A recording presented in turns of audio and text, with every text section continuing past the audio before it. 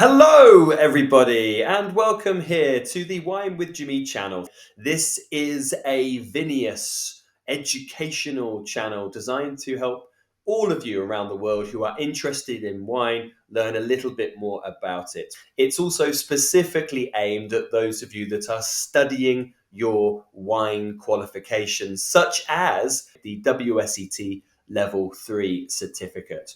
So here we are looking at red and pink winemaking.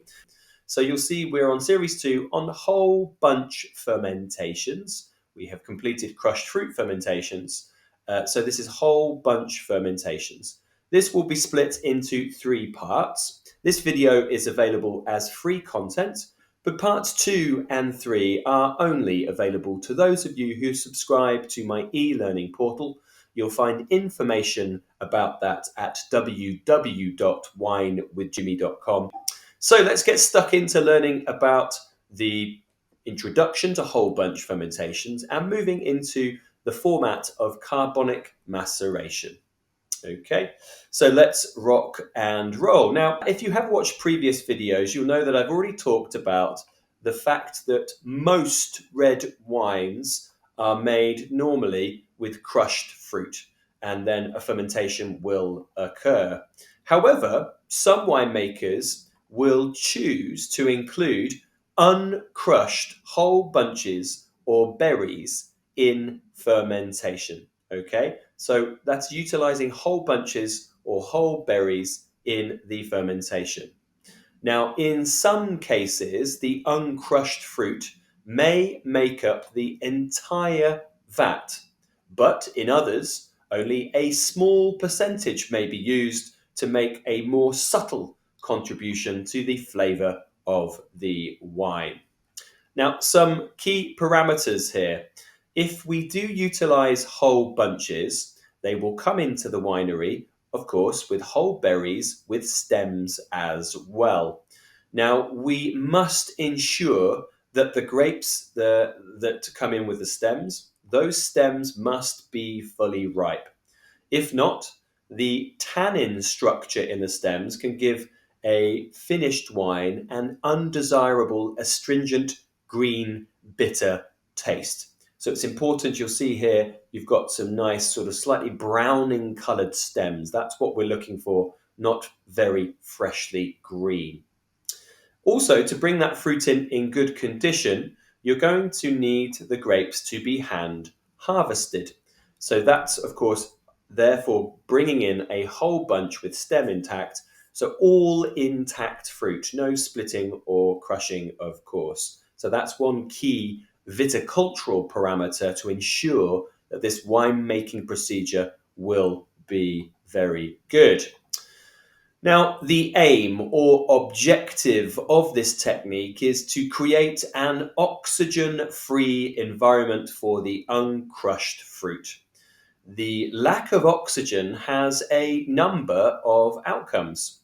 Firstly, the berries create some alcohol in their cells without the involvement of any yeast.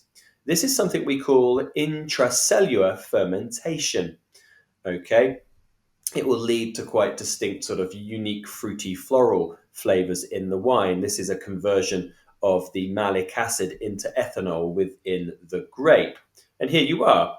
So the real sort of desire here is that the important range of distinctive fruity and floral aromas are created at that time in that reductive environment through intracellular fermentation. So this gives the characters like candy, sort of sweets, kirsch, banana. So you'll see many of them up here on this slide. Now let's go through the process now of carbonic maceration, okay? And there are 3 major types of whole bunch that the level 3 certificate requires you to know. So carbonic, semi-carbonic, and then whole berries or bunches with crushed fruit.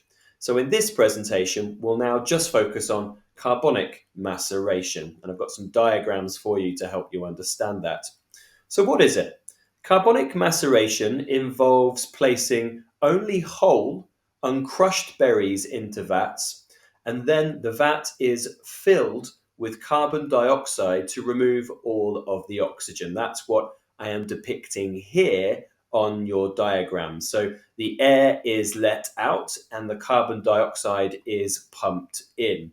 Now, this will cause an intracellular fermentation to start within the berries. Once the level of alcohol in the grape reaches roughly about 2% alcohol, the grape skins will start to split and the grapes will release their juice. Now, the grapes then are generally pressed at this stage to separate the juice from the skins. So free run juice will be drained off and then the grapes will be pressed. All of this is generally then combined. So you see here, remaining grapes so the free run is drained, the remaining grapes are pressed and then blended into the free run, and the fermentation is completed as normal off skins with yeast. So it begins its life off with a carbonic maceration and it will end its life off with a yeast fermentation off the skins. So what do we find with this production method? Now, importantly, this method extracts the colour from the grapes, but very little tannin. The resultant wines are often soft, full of fruit with distinctive notes of kirsch, banana, candied sweets, bubblegum, and cinnamon-like spice. You'll often find associated compounds like violet and lavender as well in these styles. Okay, well that brings me to a conclusion looking at carbonic maceration. Let's talk about, in the next video, a process similar but called semi-carbonic maceration. Once again, if you have any questions and would like to get in touch, you can do so by actually commenting on this video below here on YouTube.